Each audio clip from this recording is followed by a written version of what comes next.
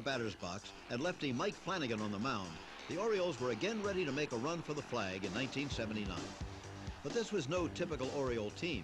Where Boog, Brooks, and Frank once roamed, there were now Garcia and Renicky, Lowenstein, Bumbry, and Dempsey. In 1979, the O's won with more than just talent.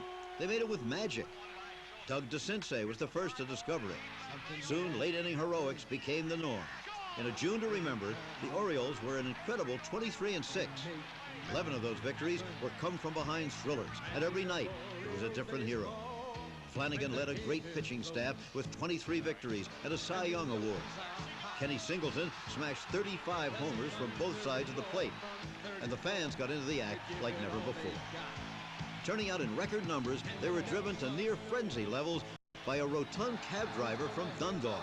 Wild Bill Hagee encouraged Bird bats with the roar from 34.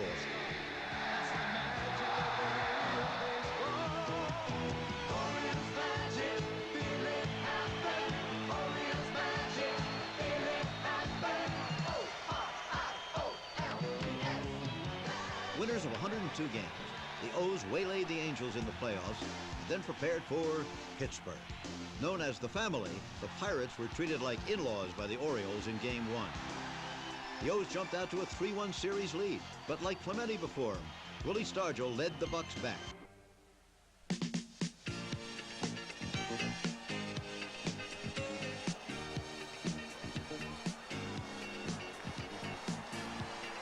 Throughout the 1970s, the Pittsburgh Pirates were a perennial National League power. They had been the first club in Major League history to field an all-black and Hispanic team, and they saw their team as a tight, close-knit family.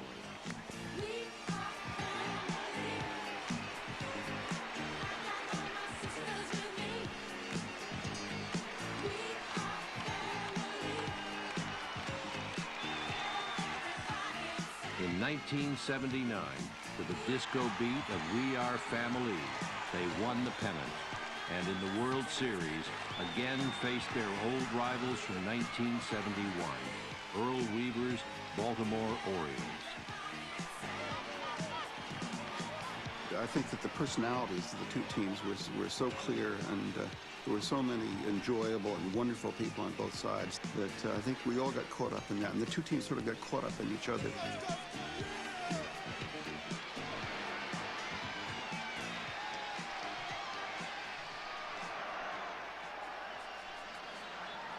Into the windup, and the 1-1 change is belted to right field. High and deep and gone. In the first 4 games, Baltimore ran up what seemed an insurmountable lead of 3 games to 1. And listen to this crowd in Baltimore. But the Pirates refused to surrender.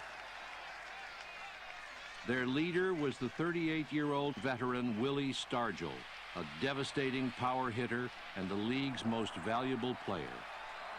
He had done all he could to fill the void left by the death of Roberto Clemente.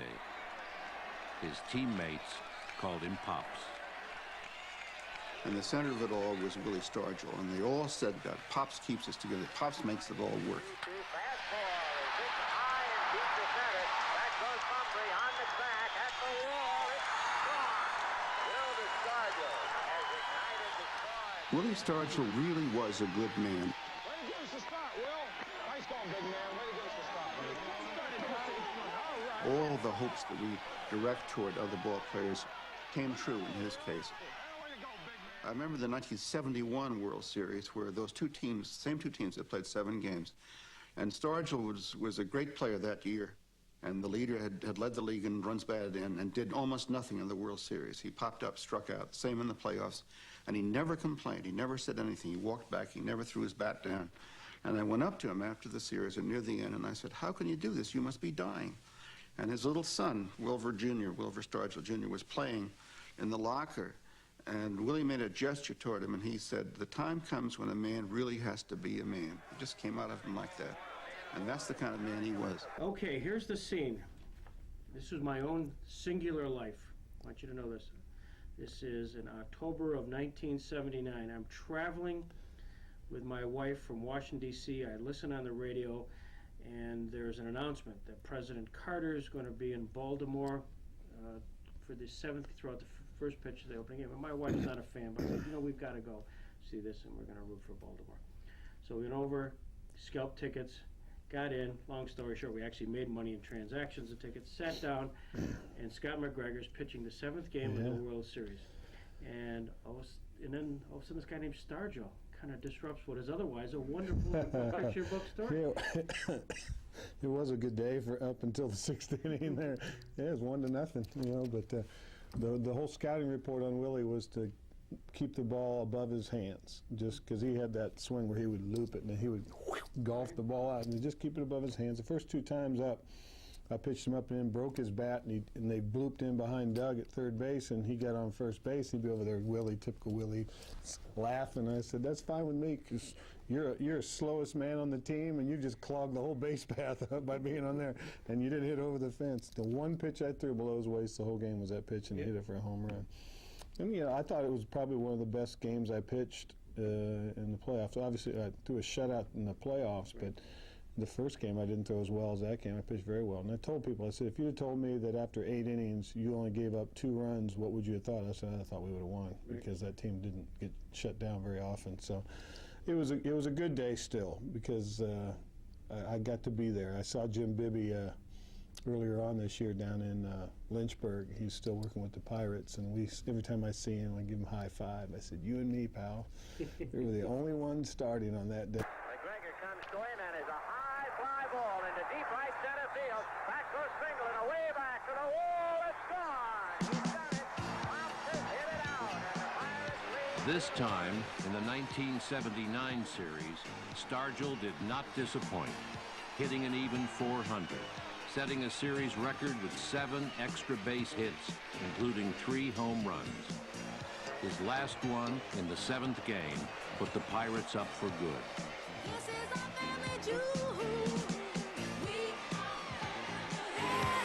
It was only the 4th time in series history that a team had come from so far behind to win.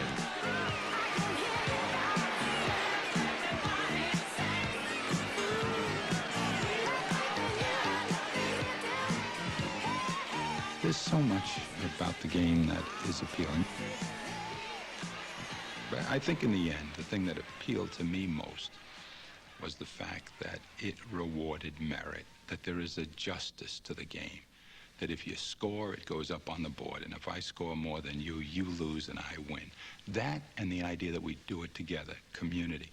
If only life were that easy. It's an honor for you just to be in that 7th game. I read a little bit about it. The tendonitis that set in. I mean, earlier in the year, you were lucky to be pitching at all. Yeah. Well, it was just that time in my life was just probably the most crucial, because really, 78 I got into the starting rotation, and during 1978 I was not a born-again Christian. I was a wild man.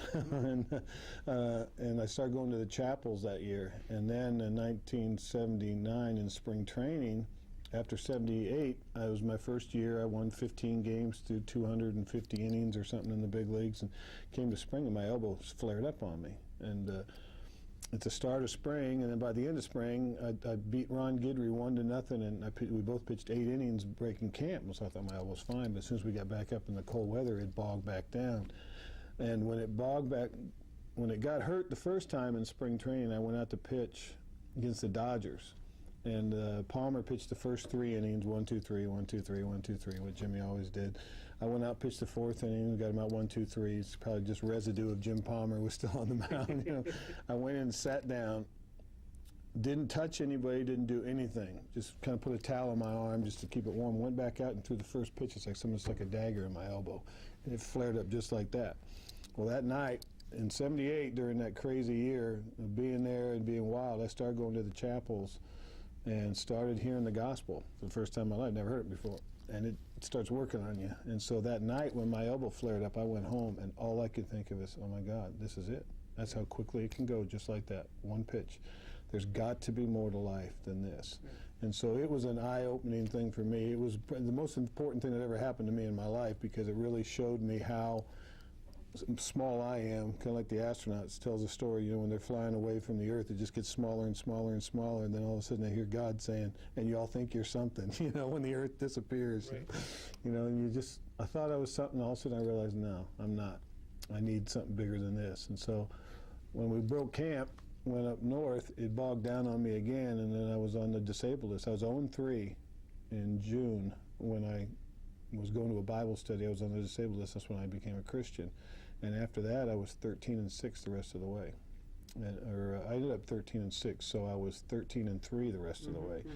And I just pitched outstanding after that, just because the burden of all the things, playing for money, playing for status, playing for parents, playing for coaches, playing for everything, just kind of went out the window. I said, I get to do this because I like it, and if I'm willing to work, I'll always have food and a job, so I don't have to panic about this whole thing. And it was really the most important time of my life that year, because really that's when I made the biggest decision in my life, is just to let go and let God. And then to end up in the World Series. And then after we lost the last game, I pitched a shutout to get us into the World Series in Anaheim, where I grew up out there, and my whole town was out there. When I went out to warm up for that game, the pressure of the game was nothing compared to the fact that, there was two things. It was Saturday, and if we lost that game, we were going to face Nolan Ryan in the twilight the next night, and that was not going to be fun, because he was wild and throwing hard in those days.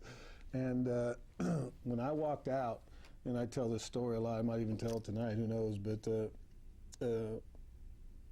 when I went out, every kid that all the guys I played the Babe Ruth World Series with, all the coaches, when I walked out along the right field line to go out to Anaheim to warm up, I saw all my buddies, all my friends, all my coaches, and I said, oh my God, the pressure of this is greater than the pressure of anything that's on this field.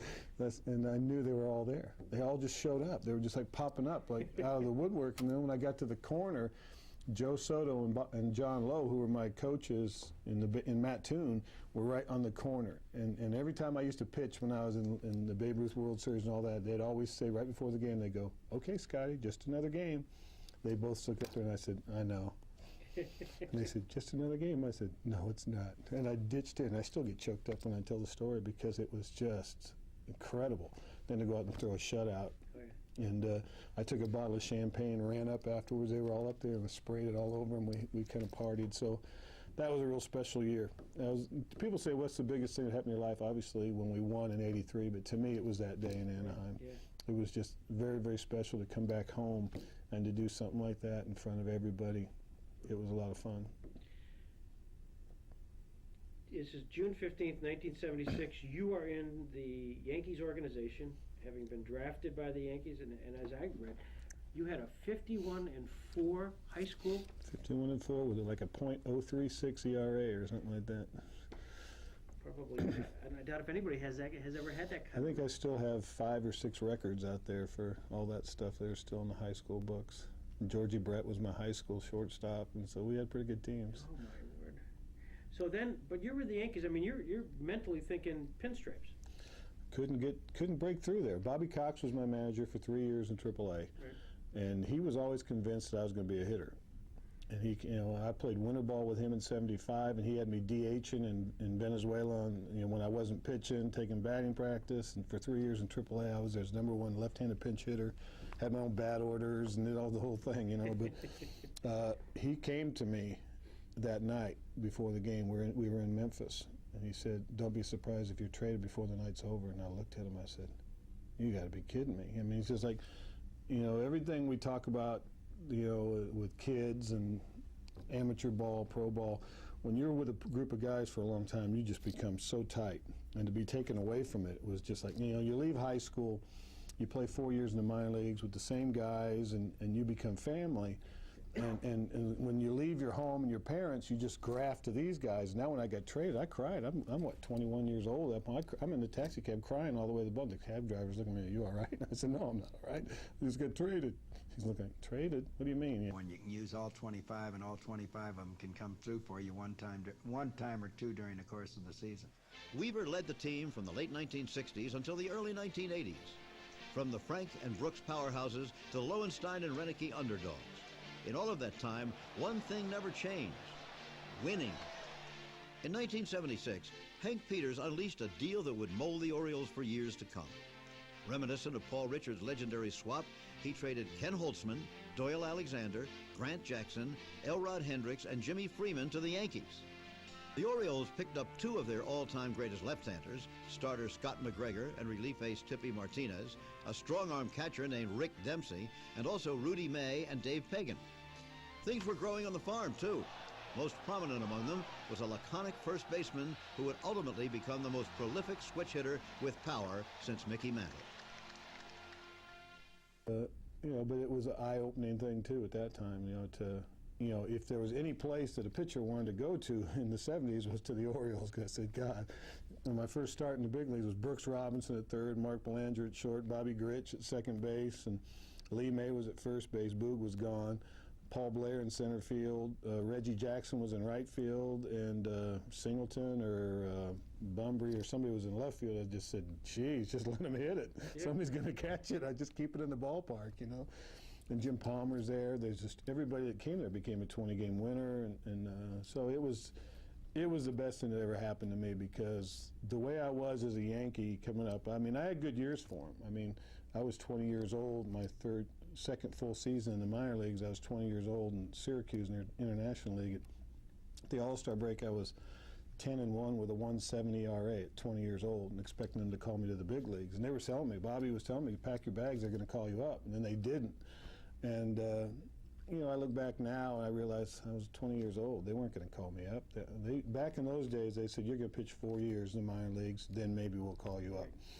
And I was just I look back now, I don't realize, I guess you can say this now, I didn't realize how good I was until I talk to these guys now, when they start saying, and they start seeing what I did, and they go, you did what? They said, one of the guys on our team is 26 years old. He had Tommy John surgery last year, and he's a good kid, good left-handed pitcher. He's going to be fine. And so the other day he was asking, he's 26 in Carolina League, and he says, well, where were you when you were 26? I said, you don't want me to answer this. He goes, yeah, tell me. I said, well, when I was 26, I just got finished winning 20 games. We were in the World Series. He goes, no, I don't want you to. So he said, so you weren't in the Carolina League when you were 26 years old? I said, no, I wasn't in the Carolina League.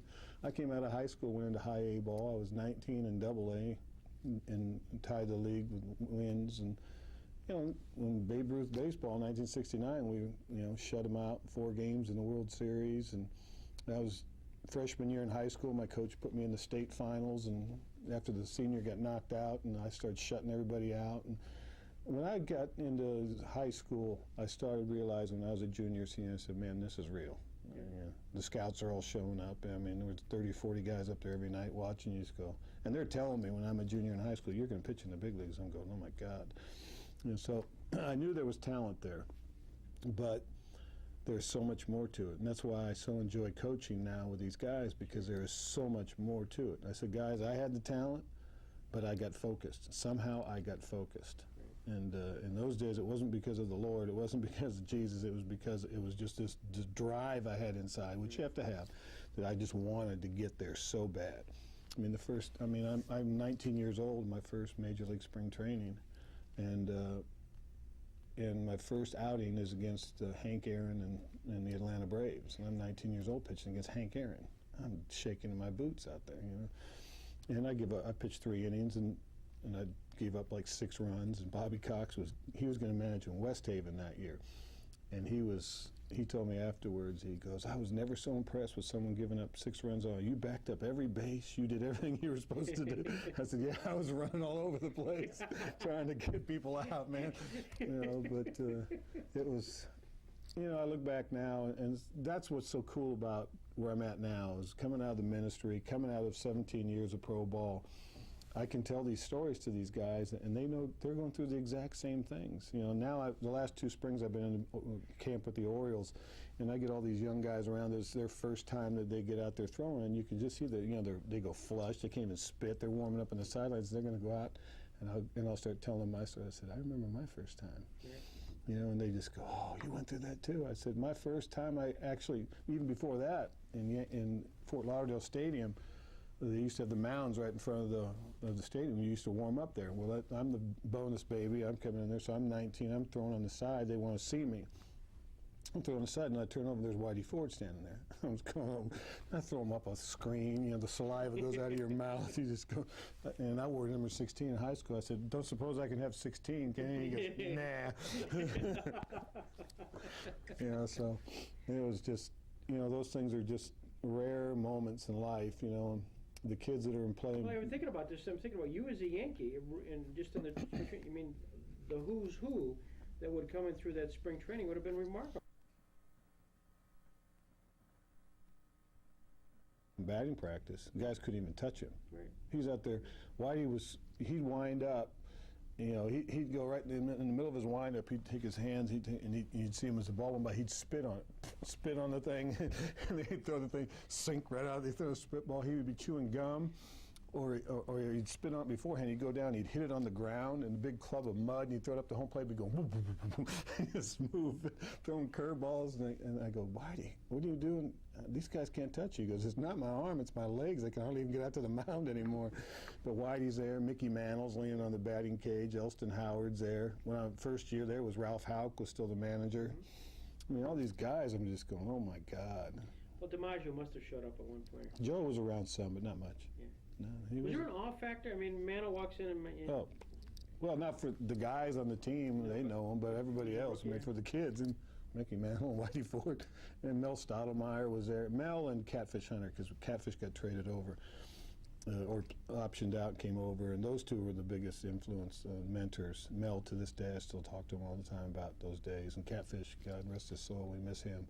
I saw him, the last time I saw him was down in Nags Head when we did a Babe Ruth World Series down there, and he came in from his home there, and we talked for hours, and I reminded him of all the things he told me. Catfish told me when I was a kid then, trying to break through, and him and Mel teaching me how to pitch too, and I said, I'm just going, I'm trying to take your job. What are you doing? They go, you ain't going to take my job. I said, okay, I guess you're secure with that $1 million a year contract.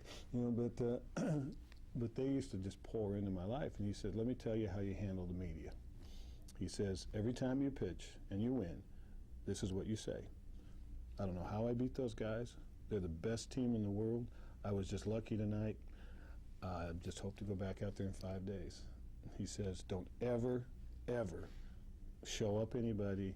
And I did that my whole career. Okay. And I told him when I saw him, I said, you remember what you told me? He goes, no. And I told him, he goes, yeah, I remember. I said, I did that my whole career, and I thank you. Because when I got released in '88, Jim Henneman was right with the Sun then. He saw Unitas, Palmer, Brooks, and all them retire and do their press conferences. I got a standing ovation from the press. And he said, Mac, I've never seen that with those guys. Because I always waited for them. I always honored them, you know, because they always have to write about you. And guys, the way the press is if you lose, they go to the winning side first. Then you can get dressed real quick and leave, so you don't have to talk to them. But then they have to put a quote in the paper anyway, so they just make up something, or they get it from somebody else. And so I would always wait. And it would be a long time sometimes. I'd sit there and they'd come over, they'd go, you're still here? I said, guys, I'm here when I win. I got to be here when I lose, too. Sure. You know, and so they always, and I got to minister to them a lot over the years, and they'd start doing stuff, and I used to try to talk to the media about how they affect our team so much. He says, you guys got to think about what you're writing. Well, that's a typical thing was Dempsey. Demper was just so high-strung.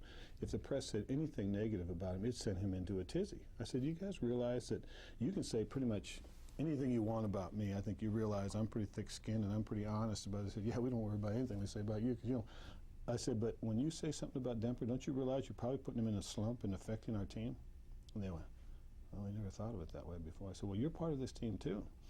And I used to do that, and it was funny. You know, you'd get talking to them, and all of a sudden there'd just be this hush would come over them. They would just go, wow, where do you get all this stuff? You know, I said, I don't know. It's just common sense, you know. And so it was just, the whole thing has just been an incredible ride, even to this day when I think about it. You know, you just pinch yourself that you had the opportunity to play a great game and make a life out of it and have the guys that we played with, and we just had our 20-year reunion with the Orioles from '83, and it was those guys. We had so much fun, and Eddie showed up, and he's going in, he went into the Hall of Fame, and it was just like we never leave. Yeah. It's just, and the stories never go away.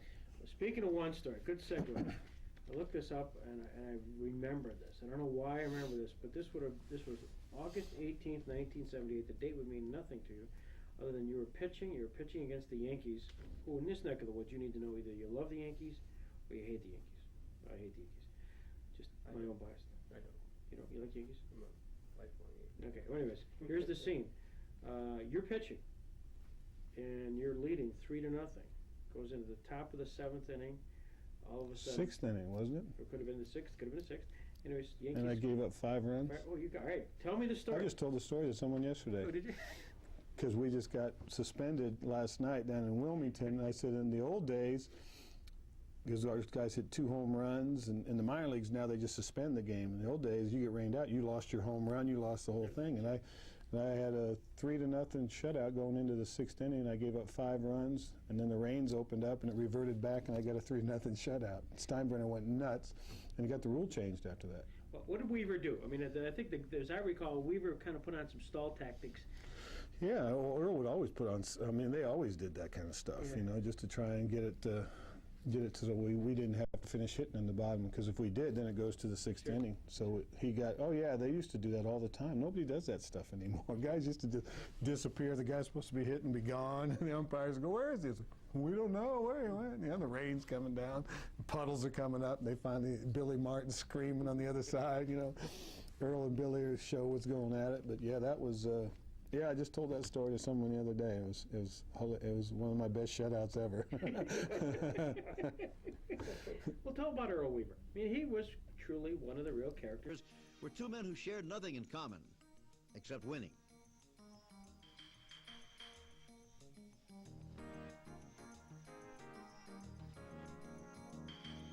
One was tall and lean, the other short and stout.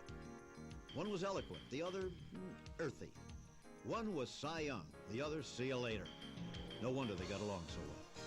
Baseball players are together more during the summer, a baseball team, than each individual would be with their wives.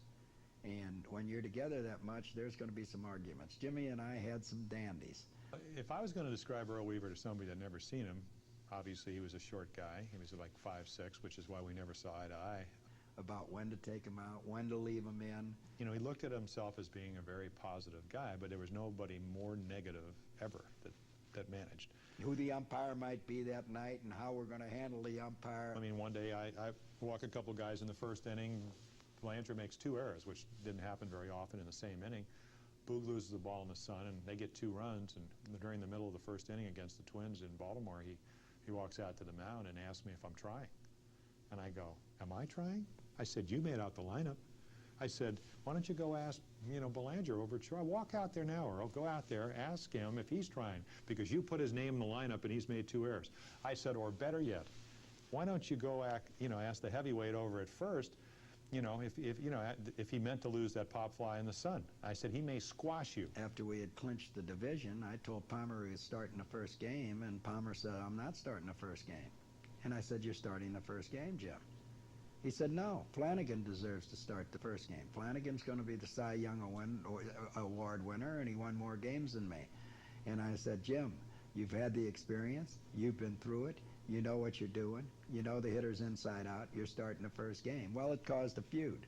The great thing about playing for Earl Weaver is that when you knew you were going to spring training, first of all, he's going to take the best 25 players. He wasn't going to have Harry Dalton or Frank Cashin or Hank Peters tell him who were the best 25 guys. I mean, Earl was going to fight for the roster he wanted, and he had the kind of power, even though he had a lot of one-year contracts, to do that, because he could be argumentative.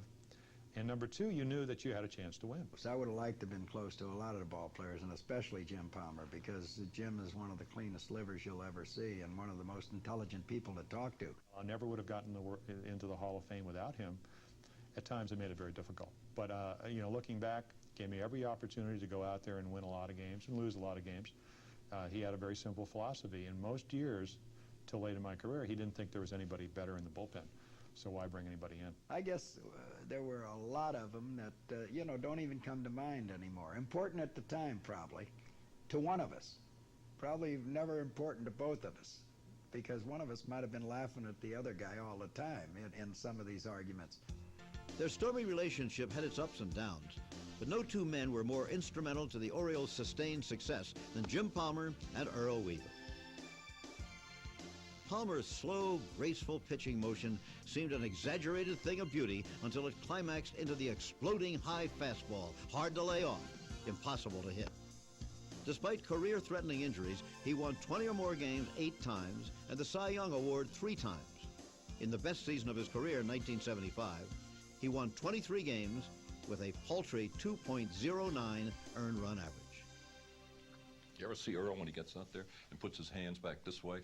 Then you know he's got... Finally, the home plate umpire came out to the mound. And Earl turned to the umpire and he said, look, he said, this man has won 20 games in a year, 8 years. He said, where do you want him to throw it to get a strike? You're gone. If Palmer couldn't get along with his manager, he certainly had less to gripe about than the American League's umpires. The O's skipper was a cantankerous, obsessed genius with a hair-trigger temper, and nothing set it off like an umpire's mistake.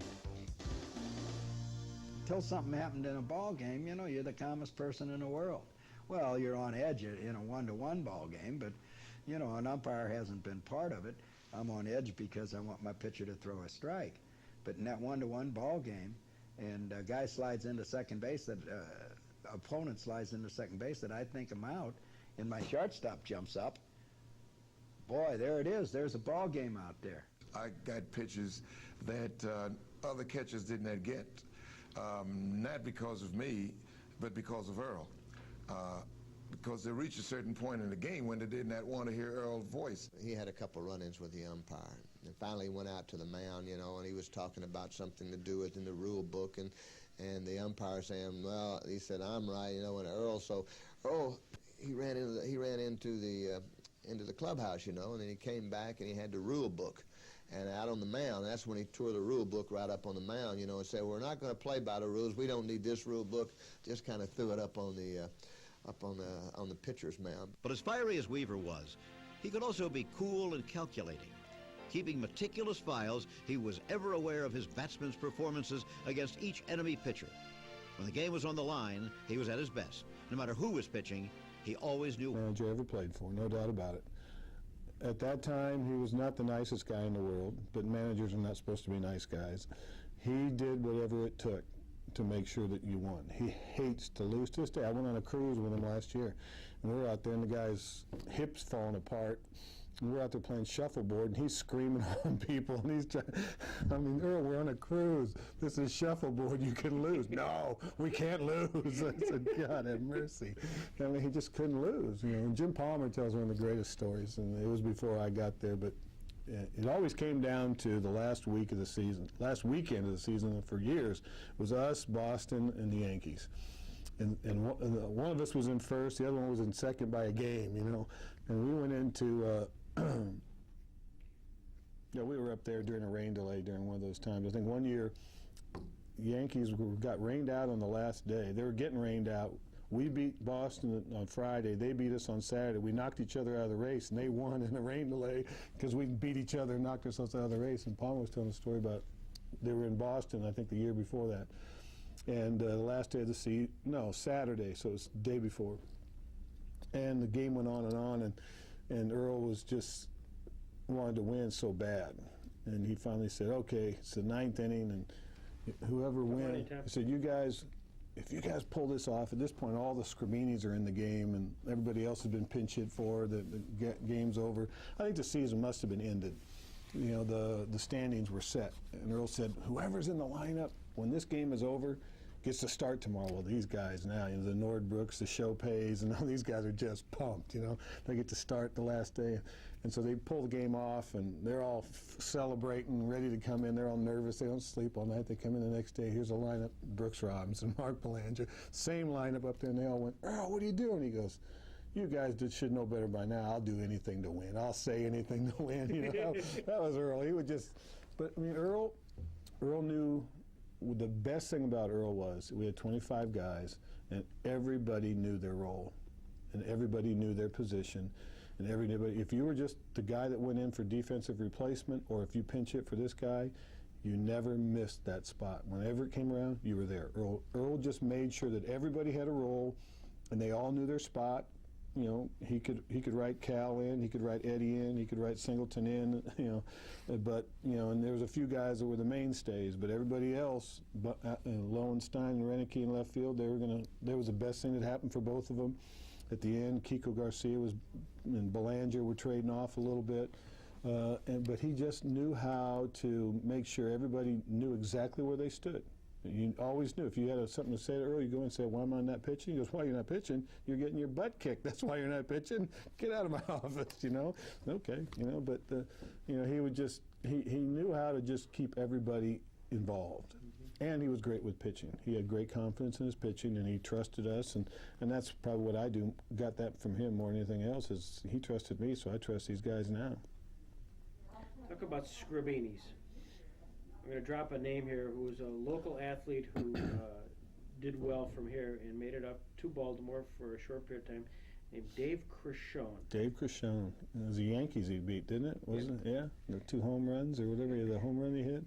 David Crishone, we used to call him one of the ugliest guys ever. Shouldn't say that since he'll probably hear it now. But Davey came up, and he was one of those guys that had his cup of coffee and came in and got a big home run to win a game against them, and it was just, you know, I mean, that's, you know, that's why I've just, you know, I got to play 13 years, and I realized that was incredible. But just, you know, just like when I watched that movie Rudy, you know, and I realized this kid practiced on Notre Dame staff just to get his face beat in for 4 years, just so he could play one play. I sit there and watch it, and I cry every time. I said, I got to play 13 years. This guy just wanted to play one time, just come hit that rock, you know.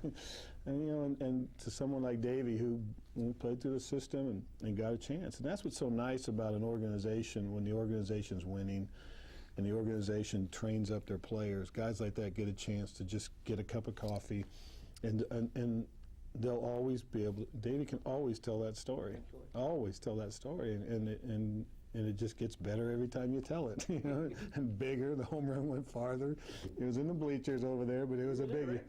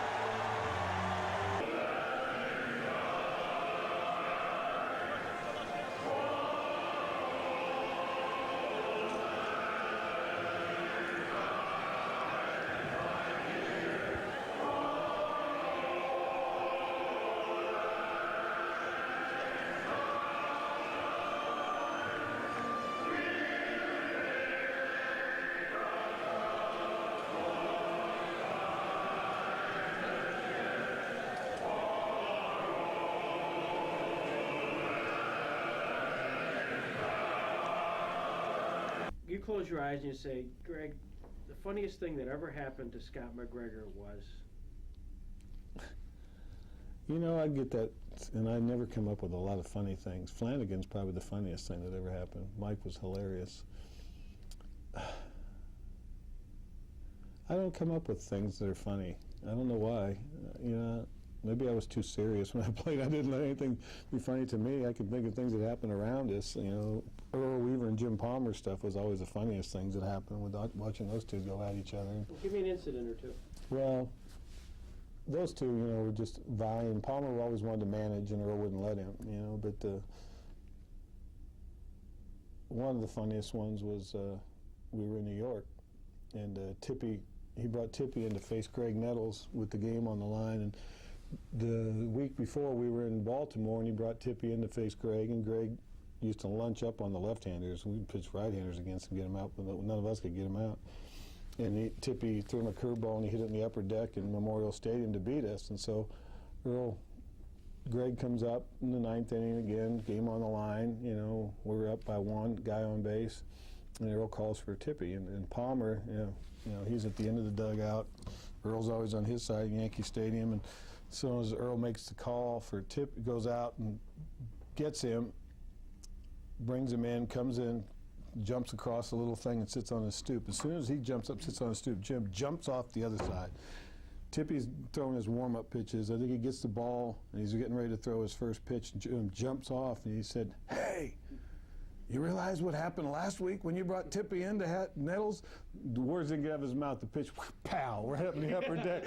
2-run home run. We lost again. And Earl screamed at him, "That's your fault. Why would you say anything like that?" And they're just screaming at each other. I mean, Jim used to do that stuff to him all the time. "Hey, you know what happened? You remember what happened?" Earl, "I can't believe it." Bam, open the upper deck. Yeah, I don't know. I try to beat my. There's times I sit around and think there's got to be some funny things that happened to me, but I don't. Maybe there were that I don't. Maybe I didn't see the humor in them. I don't know. But Flanagan could tell stories about himself and make us laugh, and I don't know. When you who was your toughest out? When you just well, it went in spurts because that's the way the game is. If you play long enough, Brett hit me like crazy for a while. With Georgie, the first time I faced him, I think I got called up in '76. So '77, I faced him. He'd gotten called up in '75 or whatever when Paul Shawley took his place.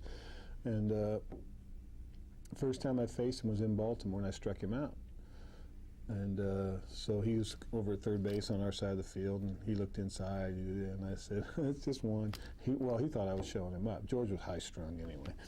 "Oh, yeah, you see," he said I licked my finger. I said, "No, I just took him." I said, "Yeah, it's only one time." And he just decided, he just got mad at me, and he just raked me for about 3 years after that. I could never get him out. But the left-handers were tougher on me because my best pitch was a changeup. And back in the old days, they told you not to throw changeups to left-handers. So it took away my best pitch. And so all I threw to the lefties was fastballs and curveballs. And Brett, Mattingly,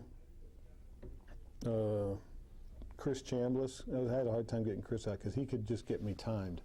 I could throw him fastballs up there, and he just kept flipping them off. I said, "Oh man, he's just going to flip these off all day. And I'm going to throw him one curveball, and he's going to smack it up the middle for a base hit." So I throw him a curveball, give him his hit, and get him out of the way. But Willie Randolph was tough. Guys like him because he just hit the ball up the middle. He didn't try and pull me. Big hitters like Reggie Jackson, the Kingmans, I could get them out easy because they're always trying to hit home runs. You can just throw them a changeup, spin them in the ground. But the guys that centered the ball were always the hardest ones to get out. But I got George out after a while, so we evened up. But I never got Mattingly out. He came along at the end of my career, and I just couldn't get him out, and I didn't have anything left to throw him. And he was killing me. What the longest home run? Probably Reggie's. When I got in '77, I got called up '76. He was with us in Baltimore, but then he came over here, and Earl brought me in early in the year in 10th inning to face the leadoff with Reggie. And I got behind him 3-1, and he hit one in a mile. It was up in the upper deck, or it went past the upper deck over there in some place. It might still be going. He hit it a long way. Yeah, he'd take a pretty good hack at a 3-1 fastball in those days. Did you pass across in the New York Penn League with Bill Monbouquet? Yeah. And he tells funny stories about he had a good career, but he'd always give up a lot of home runs. And he talks about how he gave up a home run which caused an accident. Mickey Mantle just put it right over the green monster. But those are kind of things. Did your as teammates? I got the sense the Orioles seemed to have good chemistry. Yeah. Was there one guy or two guys in the clubhouse that sort of kept the mix going? Well, when we first got called up, Lee May was like the papa for all the players, and Palmer was like the guy for the pitchers. So Lee May was really good with all the young guys. He was just like the old he would rag on us rookies, and he'd keep us in line if we did stuff. He would come down on us. Oh my God, he would just put us in our place. And then as time went on, Eddie took that over. Eddie was the best in the clubhouse. Eddie was just the best. I mean, I just said it a lot of times in the last couple of months when people asked me about him. I said, simple as this, the best guy I ever played with in every way. On the field, off the field. I know he hated the media, and he kind of explained it at the Hall of Fame, but the best anybody could ever explain. He said I had to do what I had to do to be what I was. But he was just,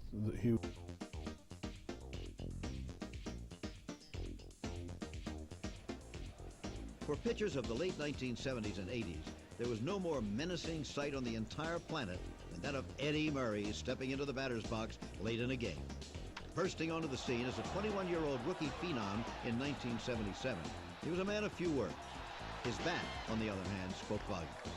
The taciturn first baseman could turn on a pitch and turn on a crowd. From left side or right, he was equally devastating. If I had anybody in baseball, you could pick anybody in the game of baseball. If my life was on the line and there was a game-winning RBI out there in the ninth inning, Eddie Murray would be my guy. I know he would get him in. That's how confident that I am in Eddie Murray, even to this day. He learned to switch hit in Double-A, which I thought was incredible. I never thought he'd have a chance. I've never seen anybody do it, just to kind of say, I'm going to switch hit, and do it with power. The first game he ever did it was in Double-A ball in Birmingham, Alabama, and they had a huge left field wall, and his first time up, he hit one of the better pitchers in the league over the left field wall. So I said, he's going to be all right, and he was special. Eddie Murray, by far the best switch hitter that I've ever seen. Somehow or other, when you think about switch hitters, you really don't think about power hitters. You know, guys that are able to hit from the either side of the plate. Sometimes are hitters that ping the ball around and just, you know, do it that way. I can't think of a better switch hitter, a fellow who had more power than Eddie Murray. Teamed with fellow switch hitter Ken Singleton, the Orioles had one of the most difficult 3-4 combinations in the game. And Murray was at his best when all the chips were on the line. The numbers he has put up there, I mean, he's not going to be a marginal Hall of Famer. He's going to, you know, he's had a long, illustrious career. I mean, broke Mickey Mantle's, you know, record for home runs from both sides of the plate in a game with 11. He's putting up numbers that are going to make him be one of the greatest players that ever played this game. In addition to his incredible and well-documented accomplishments at the plate, he was a spectacular fielder, winning 3 straight Gold Glove awards. Eddie was a good defensive ball player, and Eddie was a smart ball player. Eddie didn't waste any steps now. I mean, there was no false hustle in Eddie, and he didn't do it for the crowd or anybody else. He did it for his teammates. When Eddie put it on, he did it hard. What was he? Let me throw some names at you and just kind of give me reactions. I only got to have Paulie there for a couple months because he went over to the Yankees next. He was over here too in '77, I think. But he was just there for my 2 starts when I pitched in '76, and it was very nice to have somebody like that out in the outfield. Paulie could go catch it, man, I tell you. He looked like he was playing second base. He was so shallow, but he could go get the ball, you know. So I didn't get to play with Paulie, but just for a couple months, and so only for a month. And I know him, play golf with him. He's a scratch golfer. He's a great guy. He's loud, talkative, obnoxious, you know. But that's Paulie. He's just a loud talker. I love Brooks Robinson. Brooks was great. Brooks, he was funny. He was at the end of his career at that point. He was. The funny thing about him back in '77 is when he was kind of doing his farewell tour, he didn't have nothing to do with it, but the people loved him, and everywhere they knew he was going to retire, and everywhere he went, they'd start chanting for him. Well, you know, he didn't even play. He was most of the time he was in there in his underwear eating Utz potato chips. That's what we called him, Mr. Utz. He was just in there eating potato chips, and all of a sudden the chant would go on, Brooks, Brooks. We'd run in, Brooks, they're calling for. We'd throw his uniform out. He'd throw his uniform on, put his stuff on, go out, wave, hey, go ahead and take it off, start eating chips again. And his favorite line to us was always, and he, if you know Brooksy, he's the most humble, incredible guy. You go up to you today, and everybody in the world knows him and go, hi, I'm Brooks Robinson, like, duh, no kidding, you know. He's just the most unassuming, humble guy.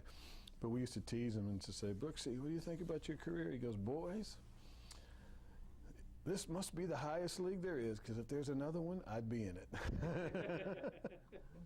We would laugh. You know, he was a great guy. Him and Connie, they'd always have parties. We were at a party one night when we all first got called up, and Lee was still there, and we were over at Brooksy's house, and he had the big basement with all of his pictures of presidents and everything and all that. And pool table, we're playing down there, and then all the young guys were saying, Brooks, you got any World Series films? He goes, yeah. And he went to go get it, and it was the game where he caught Lee Mays, all of his things, and Lee was there, and Lee would not let him show it. We said, we want to see it. Mo said, you're not showing that movie. He wouldn't let him show it. We were chanting, and Brooks, he put it on. Brooks, he wouldn't do it because Mo was getting mad, and we said, oh, we don't need to start a war here, but we wanted to see it. So, but Brooks, he was just You know, I got to play with him just for a year and a half, and guy just had the greatest hands in the world. He was incredible at third base. This was the transition then to Ripken. Well, no, the Senseis. Oh, excuse me, yes. The Senseis was there for a while. Cal didn't come along until '82, so it was '77 when Brooks That's got. right. Gee. The thing is, when Brooksy retired, finally the day due, we were in Minnesota, and Demper, kind of like pinch hit for him, and it was going to be his last at bat, and they just kind of tipped his hat, and that was it. And Demper faced Fergie Jenkins that day, and Jenkins just made Demper look like a fool. He'd throw that slider to him, and Demper would swing and fall over. The bat would spin around. He'd catch it with the other hand. He'd pinch hit for Brooks, and Fergie struck him out, and he practically fell over. And Brooks leans down and goes, "I retired for that?" He just went, that was just him. He just had a great sense of humor, but he was just the nicest guy and what a legend. I mean, as time goes by, it's not quite as much as it used to be because the modern game, but still, Brooksy was amazing.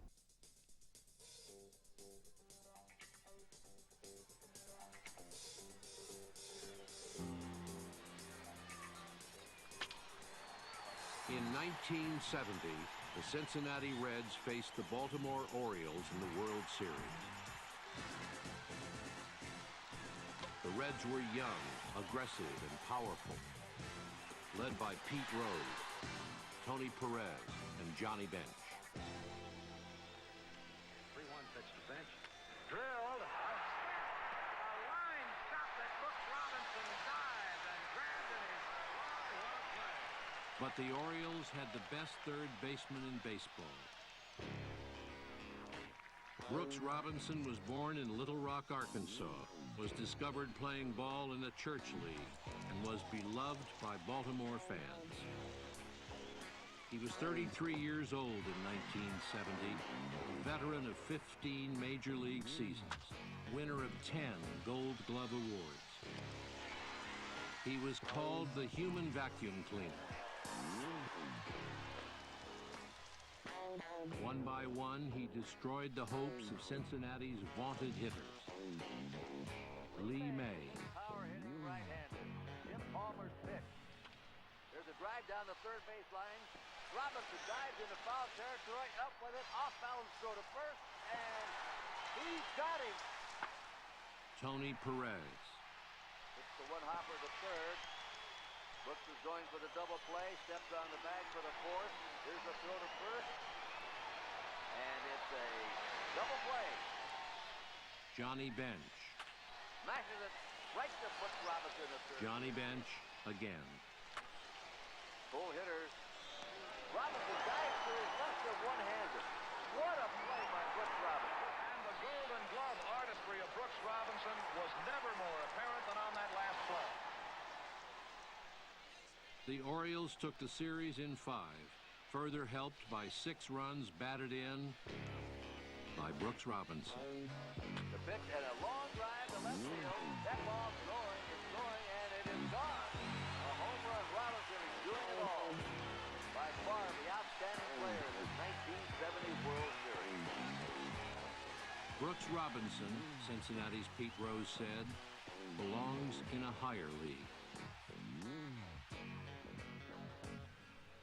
I close my eyes and I see that crazy, it was a rainout game or some rain, and Dempsey's running around. First one was in Boston in '78, I think.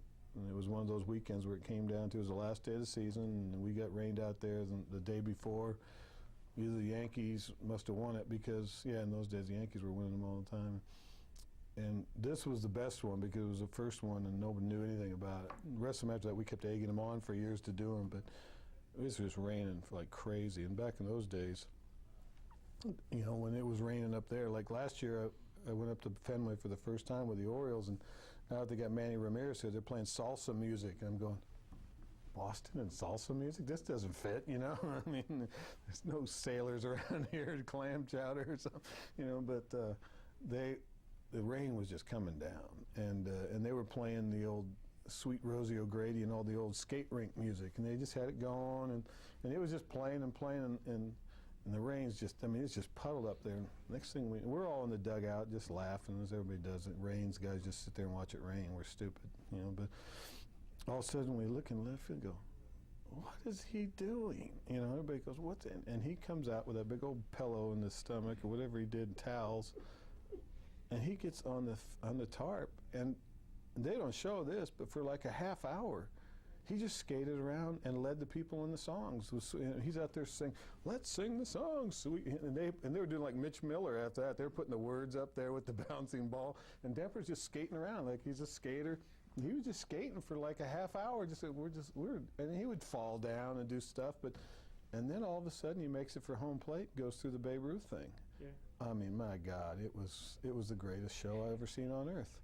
And then he goes for the home run, slides in, just disappears off the field, and we just went, this is the classic of all times, right? Yeah, because it was an impromptu thing, and it was great. I mean, he did it for years, and we chanted for him all the time, but it was nothing compared to that first one back in '78. By the way, who? Ultimate hero. Long a Baltimore favorite, he was admired as much for his blue-collar ethic as his irreverent and unpredictable humor. Dempsey batted .385 with 5 extra base hits and was named the series MVP.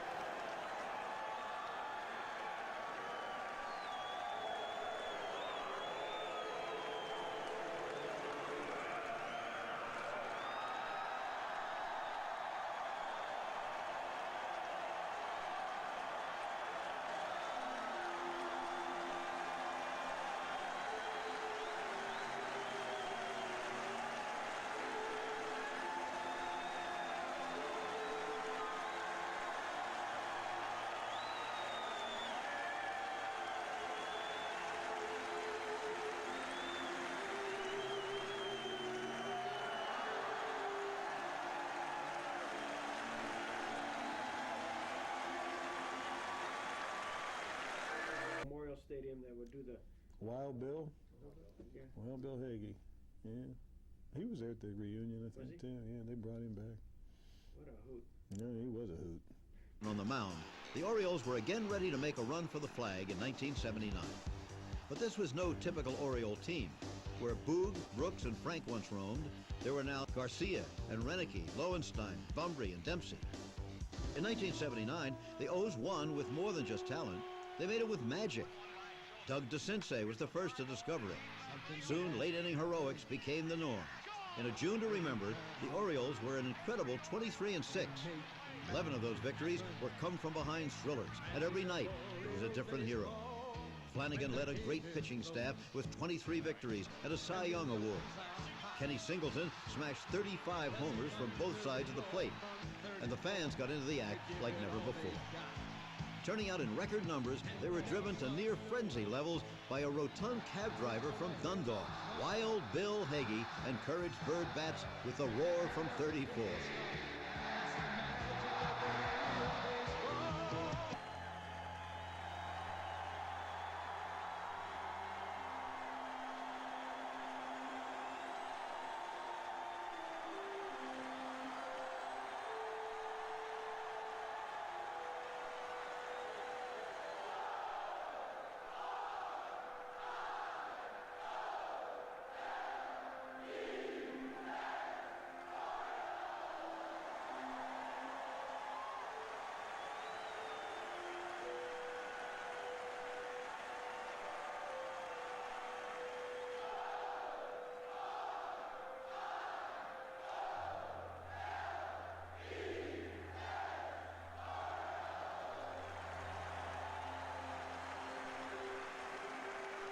Robinson, was he?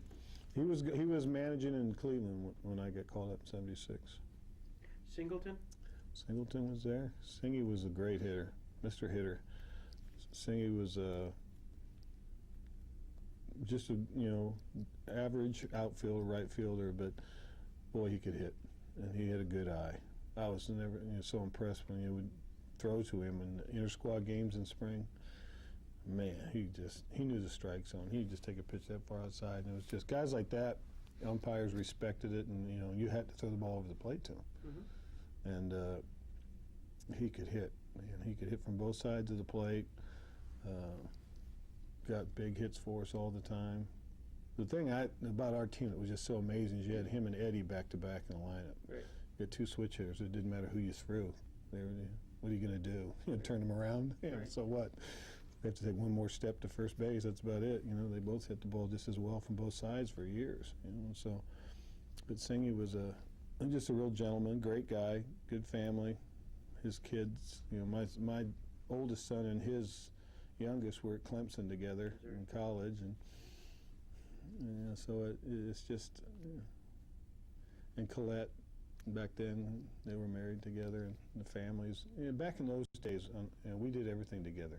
If we had an off day, the whole team would come. I had a little townhouse out in Cockeysville. And say, okay, come to my house, and the whole team would show up. I mean, in the neighborhood, kids thought it was the greatest thing in the world. We're out there playing wiffle ball with the Orioles, you know. And those kind of things just don't happen anymore. But back in those days, Singy had a big house there, and we'd all come to his place. He had a Christmas party every year, and it was just, it was a lot of fun. McNally, was he there when you were there? No, he had gone. But Mac and Cuellar used to come around a lot, and that was different too, because when they were there, like I go in there a lot too, you know, now, and I've made ways back into these guys' hearts because I'm around now coaching, so they listen to me a little bit more. But when McNally came into town, because back in those days, I think he still lived around the area before he moved back to Billings. And he would come out to the game. When he'd come out to the game, I'd make him stay the whole time. I said, just stay in here. Just watch me pitch. In between innings, I go in. I said, how was that? Well, how was that curveball? He goes, you know, you could do this with it and do that. And I go, okay, how'd you do that? And I'd go out the next inning and I'd work with it, you know. And we just, because Palmer, they were so used to talking, we'd all just talk. And we just kept talking. You know, Cakes would come in, Flanagan, but we'd all just talk baseball. Cuellar would come in, he'd show us how to do this. What would you have done?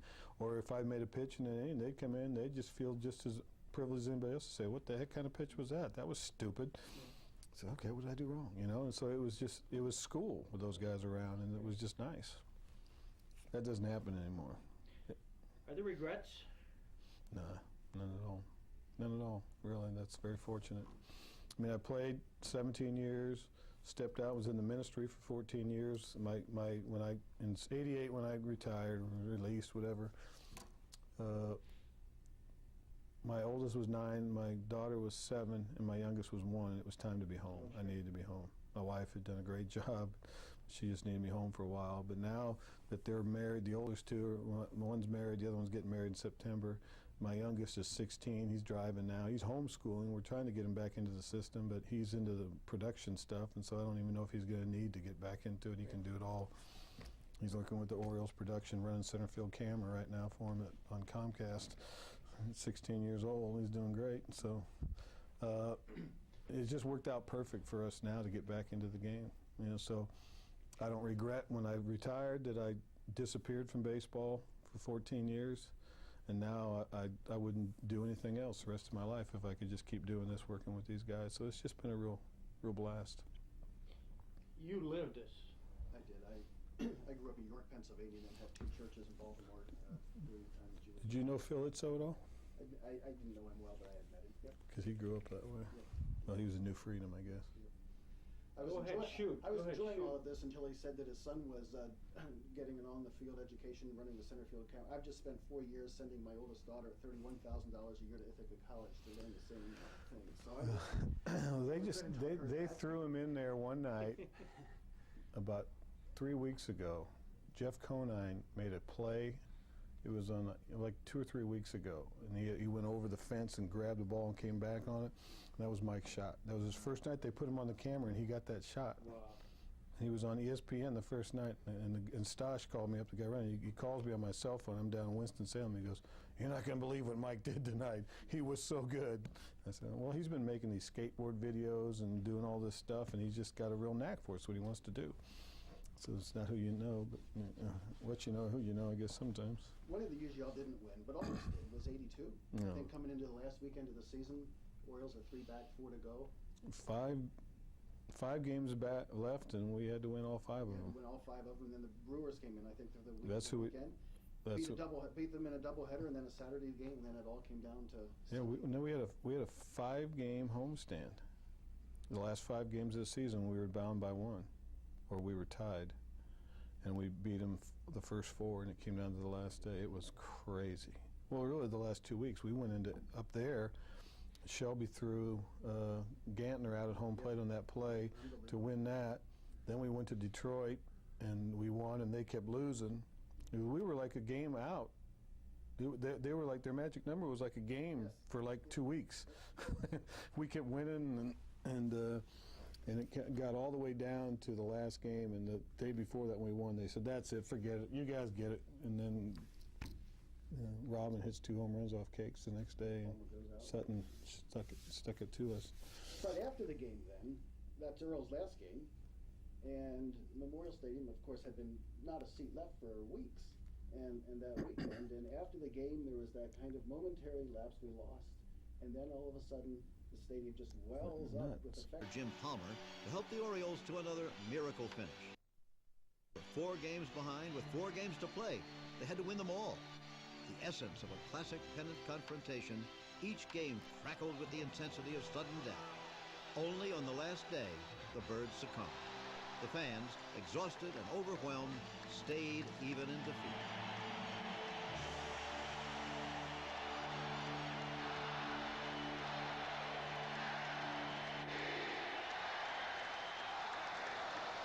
Couldn't believe that the fans were cheering for myself and for the ball players, and it's something that you'll never regret. It brought tears to my eyes, and half of it was for not winning for the people of Baltimore, for winning for my players, winning for myself, not going into the playoffs, but it was uplifting. You know, if without that ovation, I certainly would have felt a heck of a lot worse. For new manager Joe Altobelli, no one quite knew what to expect in 1983. Cal and Eddie led the attack and finished first and second, respectively, in the league MVP voting. 1983 was Scott McGregor's turn to be the ace, leading the club with 18 victories. Once again, the Orioles saved the best for last, scorching the American League with a torrid 34-10 finish. The series seemed a difficult challenge. The National League champion Philadelphia Phillies featured Pete Rose, Mike Schmidt, and Steve Carlton. It was a tough ball club and defeated the O's in Game 1. But the Orioles came back to sweep the next 4 in a row, including a bittersweet Game 3. It featured Jim Palmer in a performance of fateful symmetry. He defeated the Phillies' brilliant left-hander and future Hall of Famer Steve Carlton. Early the next season, Palmer would retire. Well, Joe was perfect, and we were just talking to him a couple weeks ago in the reunion, and they were asking him all those questions, because all of us, you know, when I got traded over in '76, you know, I went to Rochester, and that's where I hooked up with I hooked up with Eddie, Dower, Kiko Garcia, Dave Skaggs, Larry Harlow, Flanagan, Dennis Martinez, and myself. All of us got to the big leagues the next year on the team. And then that was the expansion draft for Toronto, and Mike Willis, Babcock, Bob Baylor. About 15 guys off that team was in the big leagues next year. So when I got there that year, all of us had played for Alto. He'd been with all those guys. He was the perfect guy to take over for Earl Weaver. I mean, he knew the system. He knew all of us. He wasn't intimidated by Earl. He'd been with Earl for years. He didn't care. He was a perfect guy, night and day from Earl, to come in, just kind of does his job, quiet guy, disappear. And so it was really a perfect thing. And he even said it to us. He said, this team was Earl's team anyway. I mean, we were a machine. Like I said earlier, Earl had trained this team so well, Alto would do it all years long. He'd go, you know, it'd be time for Lowenstein to pinch hit for Renicky, and the situation would come up. Lolo would already, the inning before, saw it might happen. He's inside stretching, had his helmet on, had his bat right in the tunnel there. And Rhino and him knew it so well. Rhino had sat down, and Lolo was on deck, and Joe goes, hey, John. And we go, hey, Joe. What? He's on deck. He goes, holy God, you guys don't need me around here. Because he was already on deck. Hey. Oh, okay, yeah, him. You know, and so it was a perfect thing. You couldn't have found a better person to take over for Earl. My recollection was, though, that in the ensuing years, the press was pretty hard on him. Well, yeah, you know, I don't think EBW helped it either. I think EBW wanted Earl back, and so he made it hard on him and Cal Sr. So how was it that Earl came back? What was that second time? He shouldn't have come back. I mean, it was EBW wanted him back. They for the benefit of the film, EBW is Edward Bennett Williams. Did Earl have no fire the second time, or what? He wasn't the same. He didn't know he didn't have knowledge of the players. Or? Nah, he just didn't have the fire. It wasn't the same, and he knew that. But Mr. Williams wanted him back, and I think he, convinced him financially to do it. And So it wasn't the, you know, those were the tough times. From '84, really '84 was different. Even if we won '83, because all those years we'd all just been fighting so hard to get there, and when we finally won, all of a sudden you lost that energy. And guys were talking about playing their options out now. Okay, we got the ring, I got to get my money and all that. And we did all right in '84, but '85, '86, it just fell apart. We lost all the continuity. And by the time Calcino got there, the talent level had diminished. And what kind of a manager was he, though? Could he? Cal was great. Yeah, he could have done it. Yeah, he was good. You know, he was a great baseball guy. You know, he just, unfortunately, he had a bad team, and we had not ever been that much of a loser, and nobody could stand for it, and he just kind of got pushed out. He was, you know, they just wanted to win. They had a little bit more patience with him, because really, that team wasn't going to go anywhere with her if you had brought, you know, anybody in there at that situation. It was a bad team. I got released on May 1st or 2nd. We lost the 21 games in a row. Finally won a game. Dave Schmidt got the win in Chicago. And then we went on to Minnesota. And that's when I read in the paper there that I was probably going to get released. I saw that, and they said some of the moves that the Orioles have to make are this, and this, and the possibility of releasing veteran left-hander Scott McGregor. And I went to Elrod. I said, "Is this true?" He goes, "I haven't heard this." I said, "Well, if that's the case, then I'm going to go out and pitch." You know, I had one more game. I was pitching like the next day there, and I went out and I threw like 5 innings, and I said, "That's it. If this is it, I'm going to let it rip." And I gave up like 4 or 5 runs, and came and sat down next to Bod, and he took me out, and I said, "Bod, I think you just saw my last game." He goes, "No, Mac, that's the best you've thrown." I said, "That's why. That's the best I can do." And but we went home, and there was some guy that they had fantastic fan night coming home, and some guy had said that he's going to stay on the radio, and we kept him on the radio for 2 weeks, 24 hours a day. And they had 51,000 people, and I was supposed to pitch that day, and that's the day I got released. And when I got released, it was funny. Terry Kennedy was the catcher then, and I walked through the clubhouse afterwards. He says, "You're so lucky. You get to go home. You don't have to stay around and watch this anymore." During those 21 games, when you went out on the field, the team, did you know that you were going to lose? Did you? Well, no. We played a lot of good games, but it was just, you know, it was the first time in my career as a baseball player that we ever went through that thing where it was like Murphy's Law. You know, it got to the point where somewhere in the game you go, "Oh, no, what are we going to do now?" I'd never experienced that before, you know. And for years, it was us the other way around with the Oriole Magic. Every time we were anywhere close, we looked over in the other dugout, and they'd be going, "Okay, what are you guys going to do tonight to beat us?" You know, you could just see it in the other team. They knew we were going to come back and do something. You know, so it was just a bad time. You know, we got into the free agent market and got some bad people. No doubt about it. There were some bad guys that just were not Orioles, were not character. And you know, some bad apples spoiled the whole bunch, and then it's recovered in '89. They almost won the thing in the why not year there. And the great triumph was the '83 series. In the years following '83, he desperately sought the winning combination. But the Oriole farm system, the team's secret weapon for so many years, was finally depleted. Williams grasped for immediate solutions, including a shopping spree in the free agent market, but to no avail. Williams assembled a management team consisting of Roland Heeman, Doug Melvin, and Oriole great Frank Robinson to work in concert under his protege, Larry Lucchino. This was the traditional Oriole way, and they turned the tide in a swift, bold stroke in '89. In just 1 year after hitting rock bottom, the Birds were serious pennant contenders again. Sadly, Williams did not live to see it.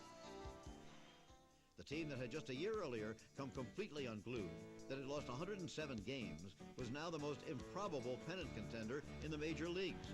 For the last series of the season, the Birds were flying neck and neck with the Toronto Blue Jays. In a thrilling climax at the Sky Dome, the O's fell just short. Scott McGregor's highlight. Well, it has to be the '83 World Series, the last game, to be able to throw a shutout and be on the mound when your team is the world champions and pitch the final out. It's just it's a kid's dream. Like I said it many, many times. You're playing wiffle ball in the backyard your whole life. You just say, "I'm on the mound." You know, last game was the 7th game, of course, it was only the 5th game, but to be able to walk off there and be a world champion with the guys that you'd played together for 8, 9 years, and it was very, very special. I was very fortunate to do that. And there was no low lights. No, not really. It's hard to. I mean, the end of my career was rough. The last year or so, it was bad. I mean, my arm was bad. I'd lost arm speed, and I was making more money than ever before, and I couldn't get anybody out, and I hated that. You just wanted to win so bad, but it just didn't work. And so really, yeah, the last year was bad, but I learned a lot about myself. Really, I was 34 then, and I really hadn't experienced losing up until then. My whole life as a pitcher, I'd always won, and it's an important part of life. I say it to these guys sometimes too. I said, I lost the last game of the World Series and I won. And the funny thing happened the next day, both times the sun came up. And some days you win, some days you lose, and that's the way life is. And so, just because I lost that game doesn't mean I was a loser. And so I learned some things about myself that last year that I wouldn't have known if I hadn't gone through some of that. You think you get your life under control until all of a sudden everything starts falling apart. Then you find out what you really have inside. Down to our NYP stadium here and stand there after games and see guys who've come through and gone to the majors and have the memories. But for you, your memories were at Memorial Stadium. It is no more. Going to be a housing development. Yeah. Is that a sad thing for you? No. People said that too. Said, what about it? I said, the memories aren't there. I mean, yeah, it would be nice if you can go back there. And when in 1973, I was in West Haven, and I knew they were going to tear down Yankee Stadium. And so one day my folks were in town. We drove up just to see it. And I just went out there and stood on Yankee Stadium, and that was pretty impressive to watch out to the monuments and stuff. But you can't take it away. The memories and the things. The memories are in the people, and the people are the part. When Belanger passed away and Cal Sr. passed away and Belanger passed away, then some of the memories hurt. You lose some of the people, but. You can't take away those things. So you were there the last day of '91 when they brought all the guys? Yeah, I was there for that Field of Dreams thing. That was incredible. That was very incredible. That was quite a time. Explain that, because he's got the movie. Yeah, they just, the last day in Memorial Stadium, they brought back every active player they could find, and as soon as the game was over, they started the Field of Dreams movie, this theme song. And the fans had kind of heard about it, but they didn't know it was really going to happen. And we were all in uniform, and everybody started. Well, it came out with Brooks first, and it came out with Frank, I guess, and Boog, and Palmer went out to the mound, the Hall of Fame guys, and all that. And Earl came out. And then they just started coming out by positions. They all started coming out one by one. They started announcing them, and all the guys, and the place just went nuts. They just never. Palmer needs a box of Kleenex out there on the mound. And Brooks is there shuffling his feet at third base with tears in his eyes. Oh, it was incredible. And we're all on the mound just going, wow. And at that time, we're standing on the mound, and a lot of the guys that were there then had gone on in coaching and been in other organizations, and they all said that this wouldn't happen anywhere else. But Bob Brown, who's going into the Orioles Hall of Fame with Cal this year, was one of the best ever. And the Orioles have always been very good with their kind of stuff, like the reunion thing. That's a big deal. They all were talking about that when we did the reunion thing just a few weeks ago, where you bring the reunion teams back from a World Series. They said, that would be a big hit in every park that's ever had a World Series if they would do that. Now I realize some have been so long ago, like Boston, and they're all gone. But but anybody that's close by, it's a the Phillies guys loved it. They had a blast. It was great that Mike Schmidt showed up and Eddie there, a couple of Hall of Famers doing a home run contest, 500 home run guys, and Demper wins. What's new? But it was, you can't take away what we did, and Memorial Stadium was special, but now they got to do it at Camden Yards.